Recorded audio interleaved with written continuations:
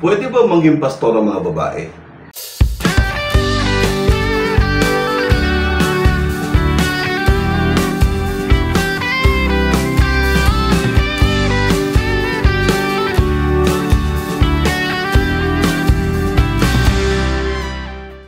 Mapagpalang buhay po sa ating lahat, mga ka-worship. Kamusta na po kayo?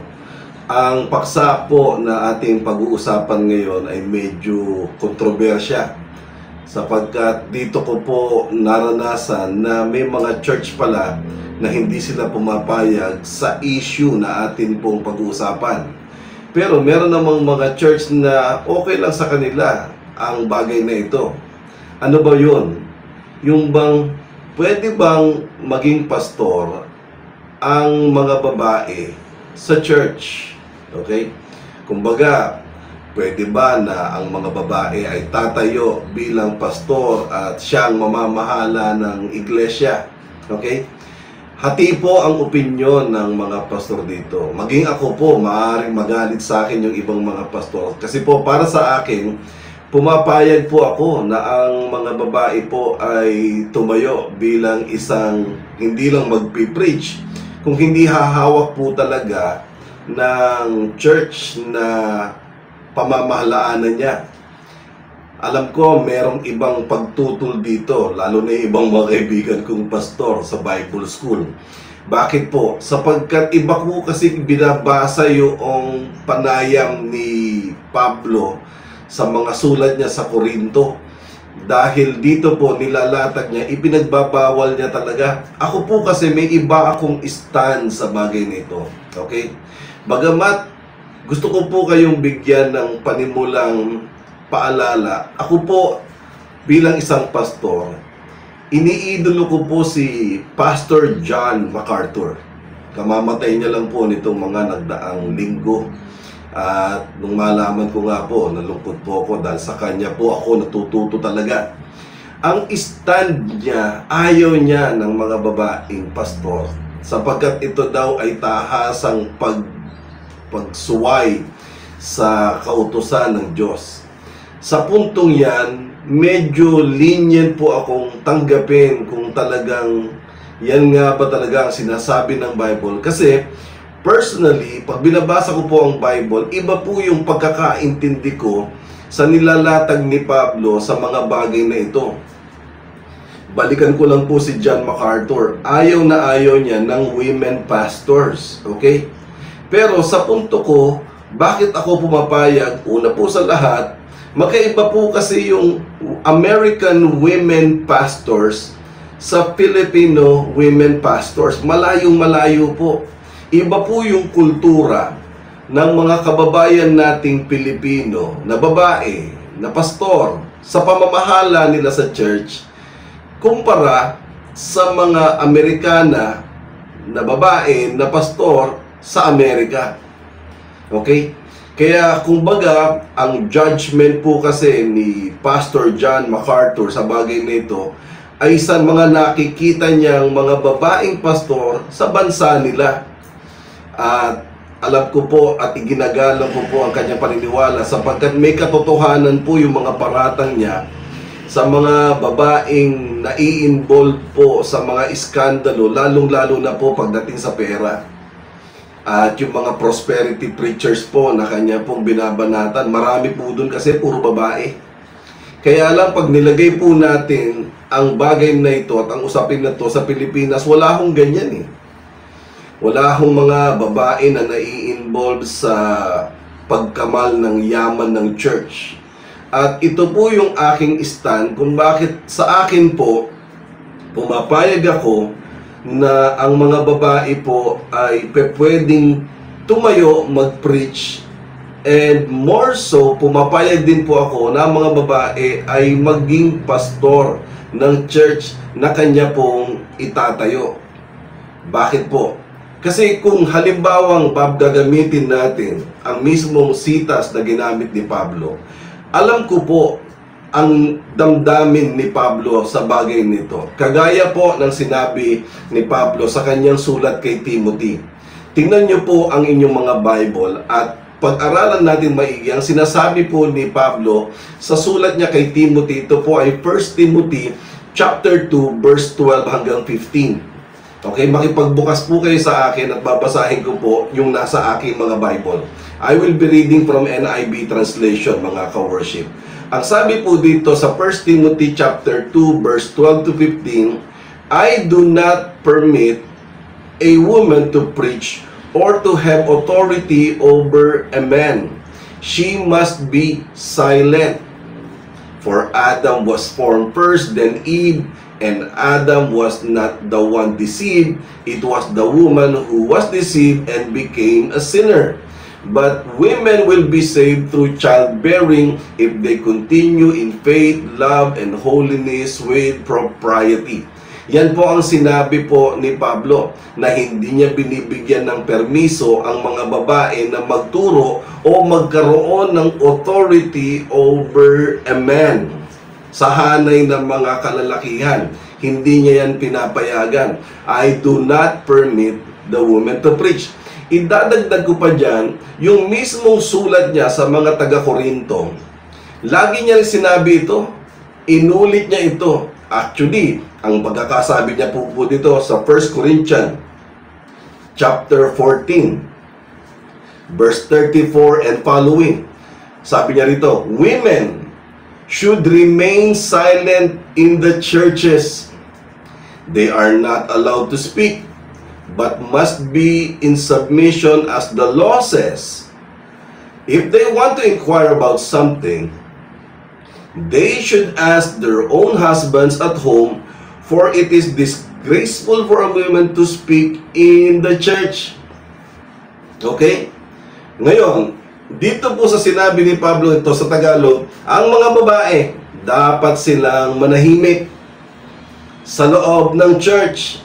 Hindi sila pinapayagang magsalita, bagkos dapat sila ay in submission. Okay? Nagpapasakop, kagaya ng tinatadhana ng batas. Sa verse 35 sila, ngayon, kung gusto man nilang may malamang isang bagay, dapat ay kakausapin nila ang kanilang asawa pagdating sa bahay. Alam niyo po kasi mahirap yung binigay na payo ni Pablo pagdating sa mga kababaihan kung gusto nilang mag-inquire. Sabi nila gano'n, kung meron daw silang i-inquire, ay tatanungin nila ang kanilang asawa sa mga bagay na gusto nilang malaman pagdating nila sa bahay. Okay? Unang-una, sigurado bang yung asawa ay umaattend sa church? Kasi, halimbawa, ang babae po ay umaattend na doon sa panayam ng preacher o ng pastor, merong mga katanungan na gusto niyang malaman. Okay? Ang tanong, kung itatanong niya ba to sa asawa niya, ang asawa niya ba ay makakasagot? Diba? Paano kung hindi rin alam ang sagot? And worse, kung itatanong niya to sa asawa niya, paano kung yung asawa niya hindi umaattend sa church? So, kumbaga, yung latag ni Pablo na, o kayong mga babae, mananahimik lang kayo. Ngayon, kung meron kayong mga inquiry, wag dito. Umuwi kayo sa bahay at ang mga gusto nyo itanong nyo sa asawa nyo. Yun nga ang problema eh. May dalawang problemang pwedeng lumabas. Una, yung asawa baka hindi kayang sagutin yung tanong. Pangalawa, paano kung yung asawa hindi naman member ng church at hindi umaattend? Naintindihan nyo po ako?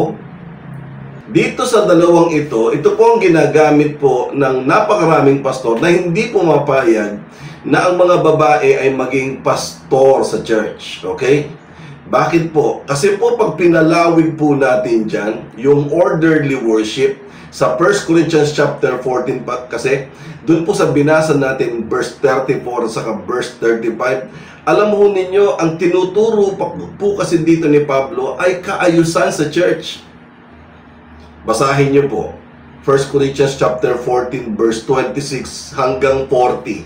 Na kung saan madadaanan po dyan yung verse 34 at yung 35 na pinag-uusapan natin. Makikita niyo po dyan na gusto ni Pablo na magkaroon ng magkaayusan sa church. Meron nga siya ditong binanggit na kung may magtatang sa inyo, dapat 2 o 3 lang. Basahin ko po. Makita niyo po sa 1 Corinthians 14:27. Okay? If anyone speaks in tongue, 2 or 3, most 3 should speak one at a time, and someone must interpret.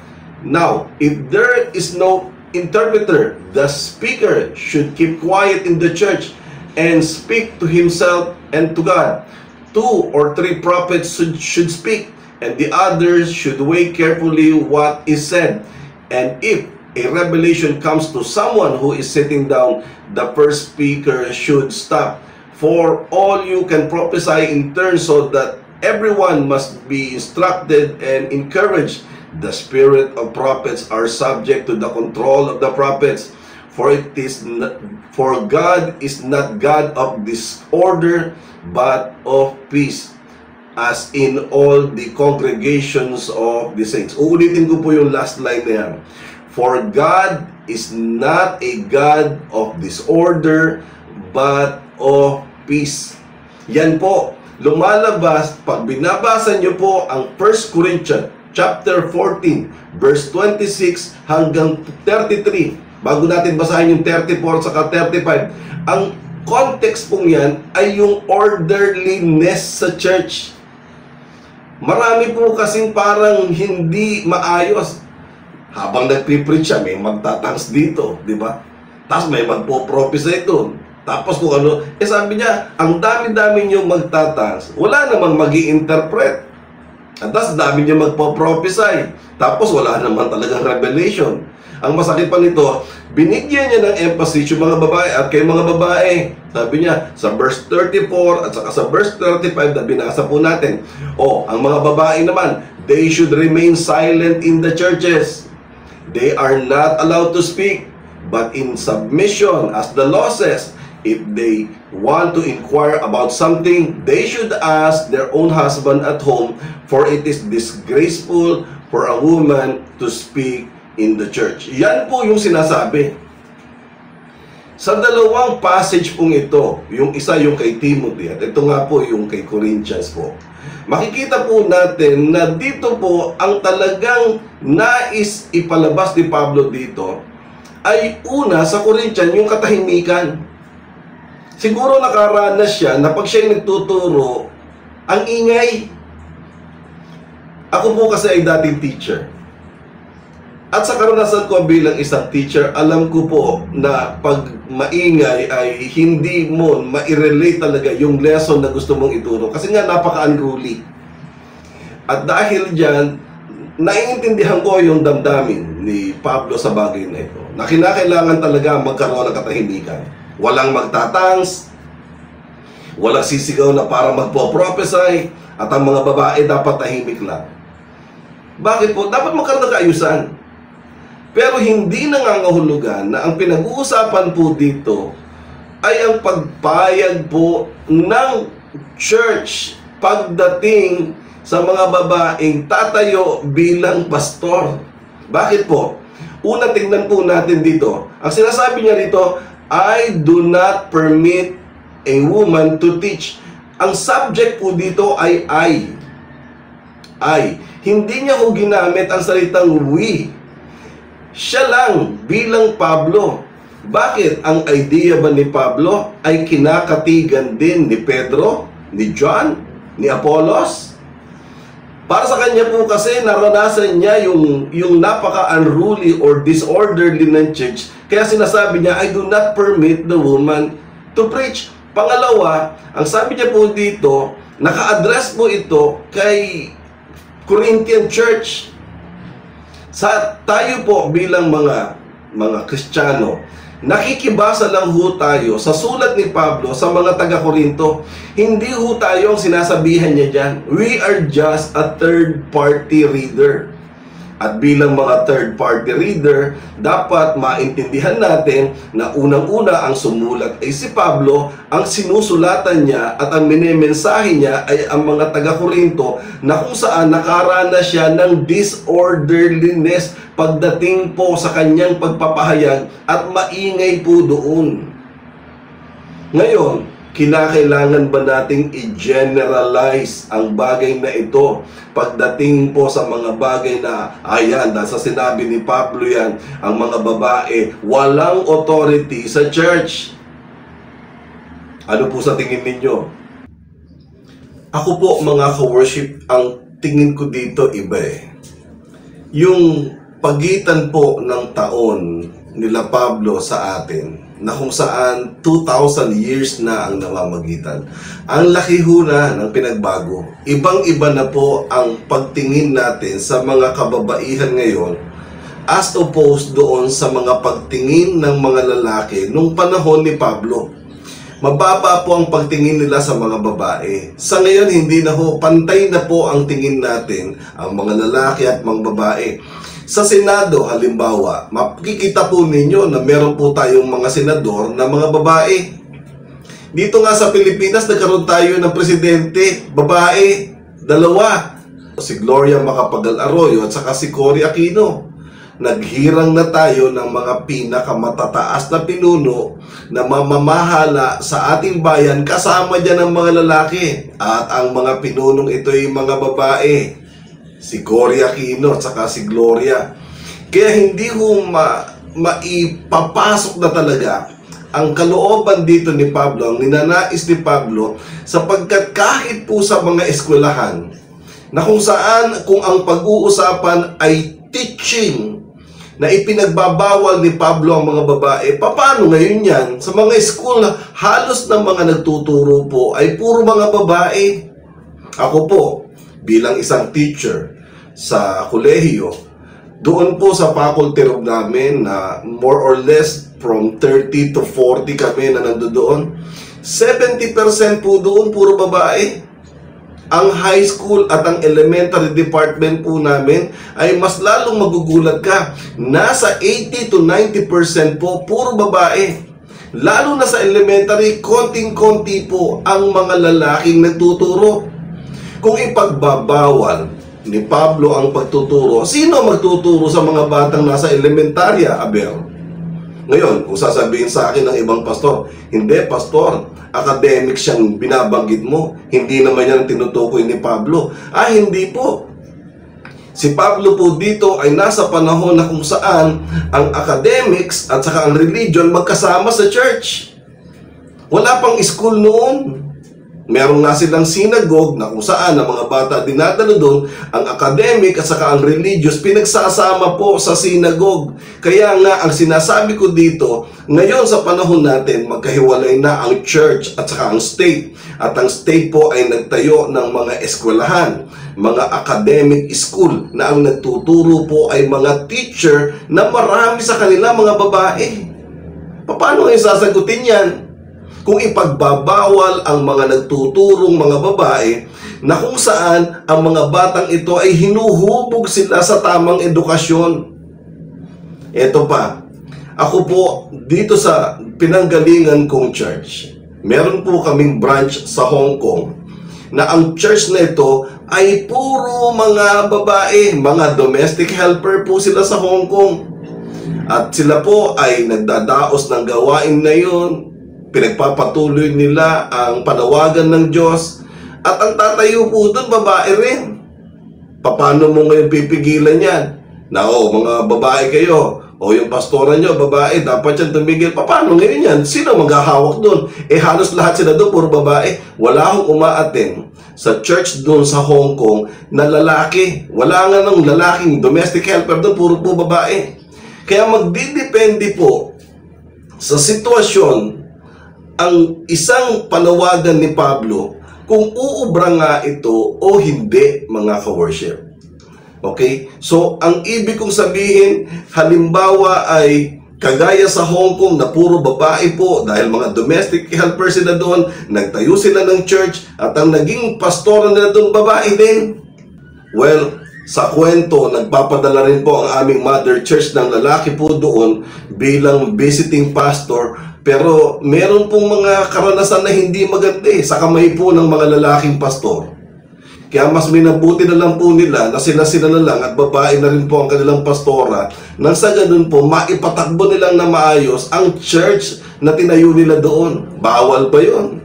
Kasi nung napunta sa kamay ng lalaking pastor, hindi naging maayos ang pamamahala ng church. Ngayon, kung i-insist pa rin na hindi, dapat talaga mga lalaki, ang problema nga wala At meron, babae. Paano natin ngayon sasagutin? Kaya po ang aking stand dito, kung ang atin pong susuriin ay yung pagkalipas ng 2,000 taon, na kung saan may mga babae nang nakakatapos ng pag-aaral, mga babaeng nagtatapos ng mga cum laude, summa cum laude, magna cum laude, na talagang may tinataglay na talino, tapos idadagdag mo pa dyan yung kanyang passion for the ministry at magdi-desire siya na gamitin siya ng Panginoon sa pagpapahayag ng mabuting balita. Ba't mo yan ipagbabawal? Diba? Totoo na ang isang pastoral work, it is really designed for men. It is really designed for men. Sinabi po yan ng Bible sa Timothy chapter 1 verse 7 and following. An overseer is an entrusted God's work. He must be blameless, not overbearing, not quick-tempered, not given to drunkenness, not violent, not pursuing dishonest gain.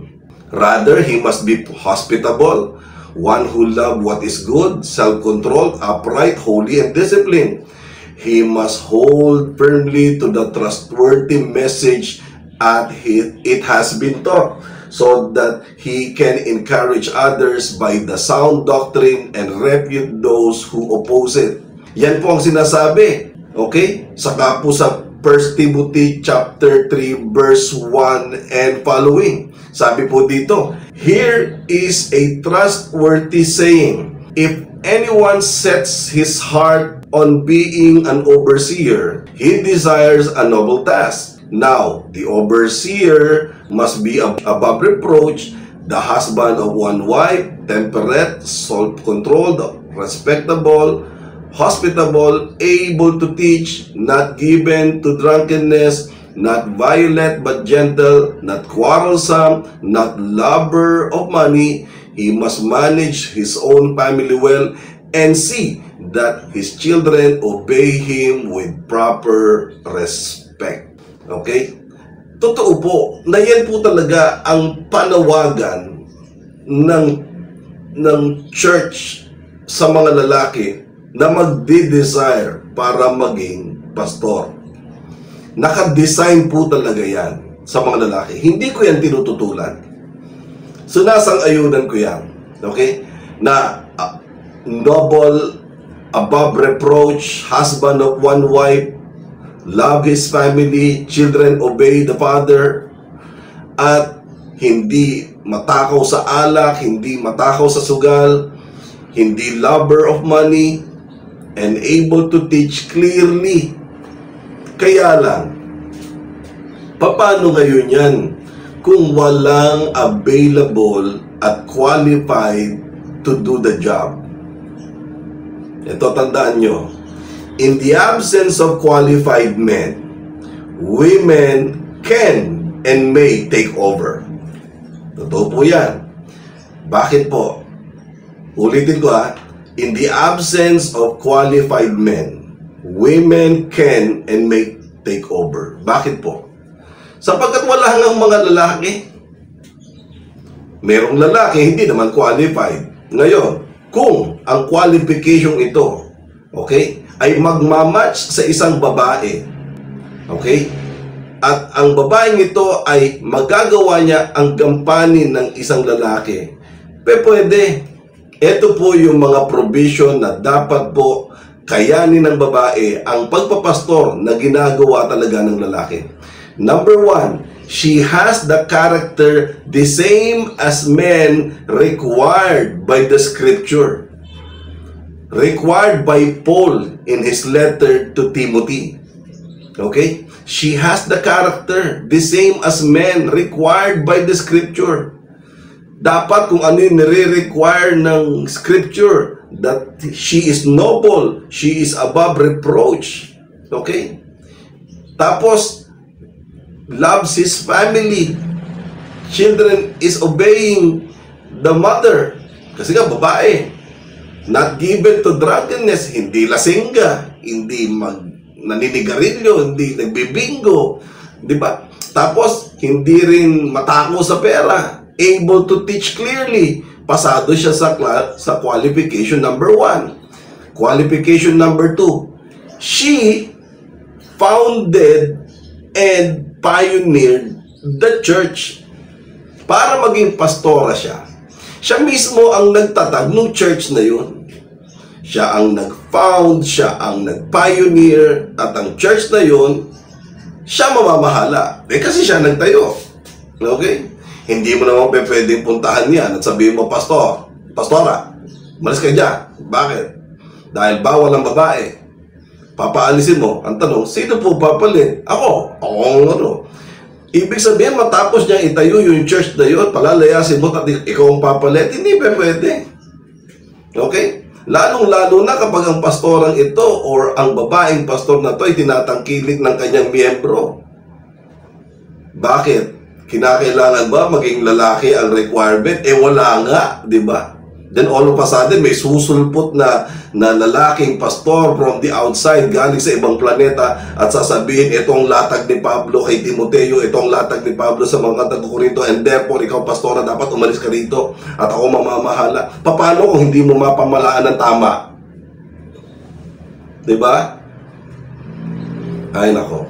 Pangatlo, she must have a deep passion for the lost soul. Meron siyang malalim na pag-ibig at pagmamahal sa mga kaluluwang naliligaw ng landas. Okay? Magka-qualify kahit babae. Lalong-lalo na kung meron siyang malalim na pag-ibig at pagmamahal sa mga kaluluwang naliligaw ng landas. So yun po yung tatlo na requirement.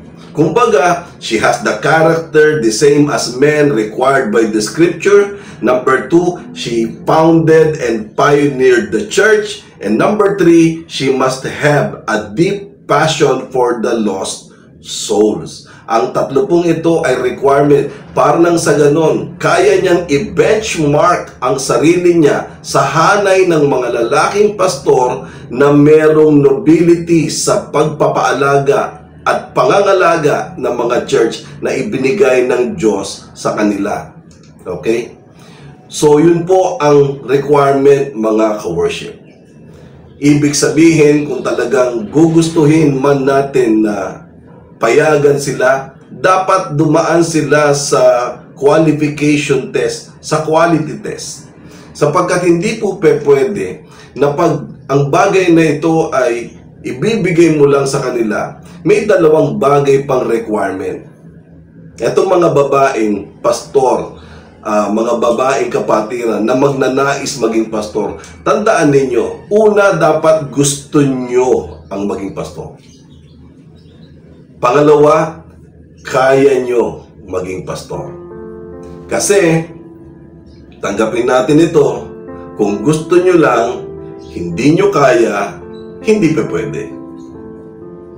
Ngayon, kaya nyo, hindi nyo naman gusto, hindi rin pa pwede. Dapat dito, importante ay gusto nyo na, tapos kaya nyo pa. Na ang requirement na ito ay madali nyong magagawa nang sa ganon matugunan nyo ang panawagan ng Panginoon sa pagpapalawig ng salita ng Diyos upang maabot ang mga kaluluwang naliligaw ng landas. Ano po ang conclusion ko sa panayam na ito, mga ka-worship? Ang importante po ay ang kaluluwa. Yan po talaga ang pinakadahilan. Yan din ang dahilan ni Jesus kung bakit siya nagkatawang tao. ang kaluluwa ng mga tao na alam niya mapupunta sa kapahamakan. Imagine si Jesus po ay Diyos na pinaglilingkuran, sinasamba, nakaupo sa trono, tapos biglang nagkatawang tao na buhay bilang isang alipin. Kung uuriin natin, bakit mo yan ginawa, Panginoon? Kasi malalim ang kanyang pag-ibig sa mga kaluluwang naliligaw ng landas. At ang pag-asa ay ang kaligtasan. Kaligtasan na siya mismo ang gagawa ng paraan para matubos sila sa kanilang kasalanan. Ngayon, dapat yan matapos gawin ng Panginoon, gagawin niya ng mga lalaki na sila ang magpapahayag, sila rin ang magpapastor. Pero ako na po ang nagsasabi sa inyo, marami pong lalaki tumatanggi sa panawagan. At sa panahon natin ngayon na kinakailangan natin magmadali upang makarami tayo ng mga kaluluwang naliligaw ng landas, kinakailangan na pong gamitin natin ang mga kababaihan para maging kaagapay, kakampi, kasama at kapanalig natin sa pagwawagi ng kaluluwa. Aminin natin, sa dami ng mga kaluluwang naliligaw ng landas, hindi yan kakayanin ng mga lalaki lang. Para makarami tayo, humingi tayo ng isang pag-alalay sa mga babaeng ito. Nang sa ganon, makapagtayo din sila ng mga church nila at pagkatapos sila ay magagamit sa ministry nang sa ganon maipapahayag ang ebanghelyo, maipapakilala si Kristo bilang Panginoon at tagapagligtas, at nang sa ganon din mga kapatid, ang salita ng Diyos ay pupukaw sa kamalayan ng bawat isa. Ano pa, at tatanggapin si Kristo sa buhay nila at maisusulat ang pangalan nila sa aklat ng buhay. Bakit? Kasi matapos nilang tanggapin si Jesus, nagkaroon ng pagbabago ang buhay nila sa mga bagay na natutunan nila sa salita ng Diyos. Magagawa yan ng lalaki, magagawa rin ho yan ng babae. Magagawa yan ng matanda, magagawa rin yan ng bata. Basta may gabay at patnubay ng banal na Espiritu. Para sa akin po, hindi issue kung babae man ang pastor. Ang importante na i-deliver niya ng tama at maayos ang salita ng Diyos sa tupa na kanya pong inaalagaan. Ako po, pastor, may tupa akong inaalagaan. Ang tungkulin ko at ang tungkulin naming lahat bilang mga pastor, alagaan ng mga tupang ito para pagdating ng panahon ang mga tupang ito maihahatid namin kay Kristo. Sa puntong ito, titiyakin ko sa iyo, ang pagwawagi ng kaluluwa, ikasisiyayan ni Kristo. So yun lamang po mga ka-worship, maraming salamat po sa pagtanggap nyo sa panayam na ito at sa panonood nyo sa video ito. Basta ang importante, igagalang ko po ang iyong paniniwala, igalang nyo rin ang aking pananaw sa bagay na ito. Ako po si Brother Bong. Sa susunod na mga video, magkita-kita po rin po tayo. Maraming salamat po. Pagpalain po kayo ng ating Panginoon. God bless po.